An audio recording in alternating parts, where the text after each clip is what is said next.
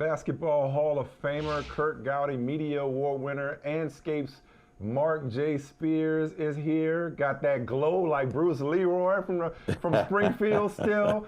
And tell us about this new joint on Hulu, the Conversations project, beg your pardon. Tell us about this joint and how it feels, Marc, to see this vision come to fruition.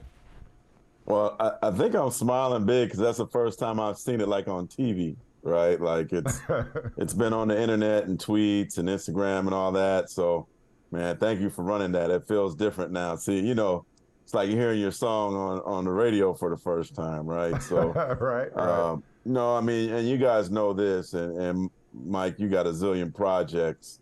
I think we got to keep trying to do things outside of our box. And, a couple of years ago, Anscape kind of challenged us to come up with some TV show ideas. And myself and the chef you saw popping the cork, Chef David Lawrence, we came up with a show where actually initially we had a pilot with Terrence Mann where we're bringing athletes to vineyards and then getting them a good meal that means something to them with Chef. And they ended up biting on the dinner. And so we added also Elaine Welteroth from Project Runway and Teen Vogue fame. She's amazing. So the three of us are hosts. And basically what happens is we have a 3-course meal where Chef curates this amazing meal. And with each course is also a different topic that's near and dear and maybe even painful to the Black community. And we're also showcasing Black wines with every episode as well. So the conversations get, we talk about mental health. We talk about racial justice and injustice, entrepreneurship, travel, spirituality, social media, the LGBTQ plus community. Like we the same conversations we have. I think people think that when like the three of us get together, all we're talking about is sports. Our conversations get a lot deeper than that. And so I think this is a show where people need to see us in this light, man, and see how actually we really hang out. And so I'm really proud of this show and it's out of the sports world and excited about what potentially it could be. Proud of you, man. That sounds awesome. And I'm proud of you too, Marc. And I think the show is going to be great. And if you were inviting James Harden to dinner, some of those themes, what do you think we would get there? Because it's not just basketball with him. He's talking about they're not trust. conversing. He feels like he's been lied to. They're not conversing. And as I said to Mike last week, I'm not sure what James Harden is looking for. It's not just it's something. So what's your best read on this, Marc? Well, if he was on the Conversations Project, he'd talk about the 10,000 bottles of wine he just sold in minutes in China first. We certainly get him to talk about that and how he gotten into the wine industry. But, that whole situation in Philly is an absolute disaster and a mess. Obviously, if a promise was made by Daryl Morey, there could be ramifications from the league. There could be ramifications for the Sixers that could be quite expensive. But it's not a promise, but apparently it's not a promise of, I'm going to take care of you on the back end with this contract if you take a pay cut now. It is a promise that we're going to trade you quickly, which is like, we'll do our best. Like, the team don't owe you, they don't owe you that. They don't owe you, like, they got to, you know what I'm saying? Like, ask Damian Lillard, they're in the same spot. Yeah, but I mean, like, once it went public and it was intriguing that James Harden did say that in China of all places because, that certainly is a place where I don't think a lot of people realize that. You could go, we don't need to do all the background on it now, but they don't show Sixers games in China because of some comments Daryl Morey has made in the past.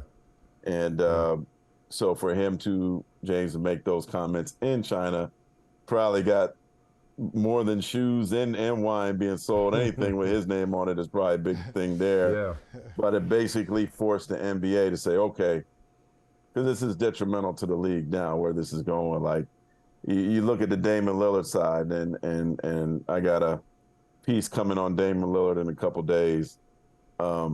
He's not burning any bridges. He's not yelling to the hills. He's doing things that certainly are more quiet and professional manner, and I still think he's going to get his way in terms of going to Miami.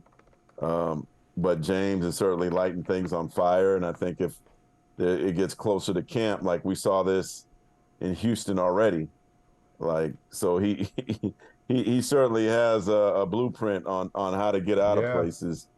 I just think now it's just harder because when you look at teams, like, I wonder if he's getting into that world when Allen Iverson was in Memphis, where he made some comments and Memphis ended up cutting him, where teams start saying, like, your talent is still great, but maybe not what, but is it worth everything else? And, you know, he wasn't happy in Houston. He wasn't happy in Brooklyn. He's not happy in Philly. You know, what is it going to take to be happy? Said, what does he want? You know, now you know who is at this point, like, I wonder if teams might be saying, is the reward worth the risk? And so, and I just know with the Clippers, they're intrigued, but not enough to. They're looking for a fire sale too. So it's a very crazy situation in Philly. Only person that matters to me is Joel Embiid. We'll see what he makes of all this and what move, if any, he decides to make. Before we let you go, man, one other person I want to hit on real quick, in keeping with the Conversations Project theme, you probably already got this dude booked, is Jalen Brown.